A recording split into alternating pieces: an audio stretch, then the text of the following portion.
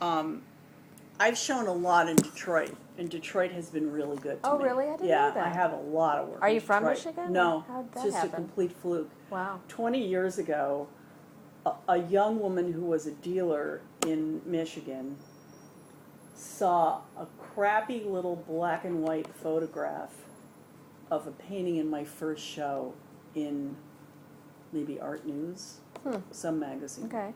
And it was like cropped badly, and it really, to this day, I have no reason, I can't imagine why she would have called, but anyhow, she went to Exit Art, which is where I had this first show, and she came to see me, and she said, I want to show your work. Her name was Mary Preston. She had a gallery called Feigens in Preston. Okay. I was the first show she'd ever sold out, Oh, you're kidding. and I had 2 or 3 shows with her, and we did extremely well together. Everything she brought out to Michigan, she sold. And this was in Detroit? Or This was was it in an area Detroit. outside of Detroit? She was in Birmingham. Okay.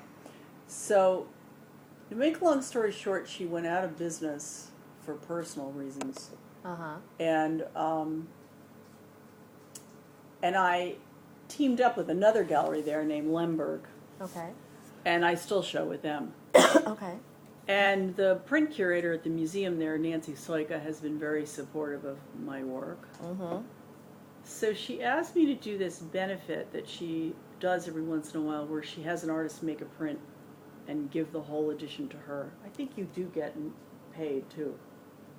I can't remember the exact terms. And then she sells the print and uses all the proceeds to benefit the print department. Oh, okay. So I really wanted to do it for her because she's been great to me. And I wanted to figure out a way to make every print different. And I had this residency at a place called the Atlantic Center for the Arts. Okay. And my printer at Pace, Ruth Lincoln, had taken a year off from Pace. And I conned her into coming to the Atlantic Center with me. Okay. And they told me they had a print shop. And Ruth likes my work, so she wanted a clown suit. So we cooked up this deal where she was going to give me $12,000 worth of printing, and I was going to give her the clown suit, or whatever it was. So we went down there. They never told us that the print studio that they had was a kiddie print studio. So all the tables. Oh, you're kidding! The whole project, Oh my we were God. like bending over. It was very funny. But in any case, I made this one vase, Uh-huh.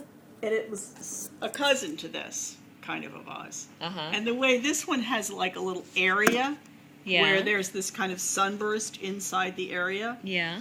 What I did with this one vase was I left these areas blank, and then I made like 35 rubber stamps. So in the prints you have, every print has its own vase. But in the very first set, which is the set I made for Detroit, everybody has the same vase, but if you look closely, everyone's vase has different images on it. Okay. Does that make sense? Yeah. Okay. Absolutely. And then I just made tons of stuff, and the conceit of the whole thing was that it was going to be a print of a flower arrangement made process-wise in the same way that you would make a flower arrangement. So first you would procure the vases. Okay. And then you'd have a whole ton of flowers. That was one of my at questions. the ready, Yeah. millions of them. And then you'd start arranging the flowers in the vases. Got it.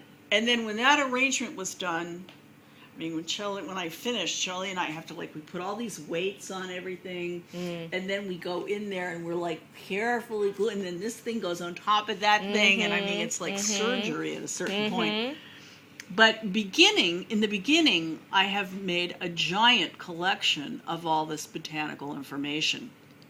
And what are the sources? I mean, some of them, like this one, this chrysanthemum, obviously it looks That's like a photograph. That's a real chrysanthemum that I bought from a florist and scanned on the computer. Oh, so you actually put the flower on the scanner? Yes. Oh, yes. Wow. That's Okay. the only thing in the print that is that. Okay. This zinnia here is, it's an image from a 50s coloring book. And then it's printed on The outline, you mean? The outline. And then it's printed on 2 pieces of paper. One is a tie-dyed piece of paper, which is where the head is printed. And then I've collaged that onto a green batiqued piece of paper.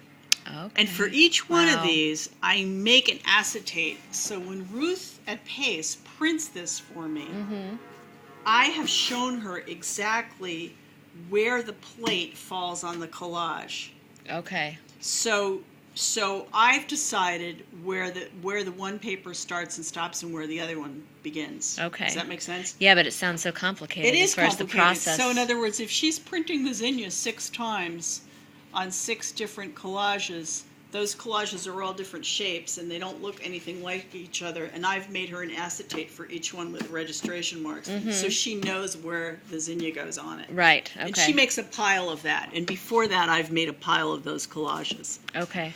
So what is getting printed? That's what I get confused about. okay, so versus... the black only, the black outline Okay, the black is printed. is printed there.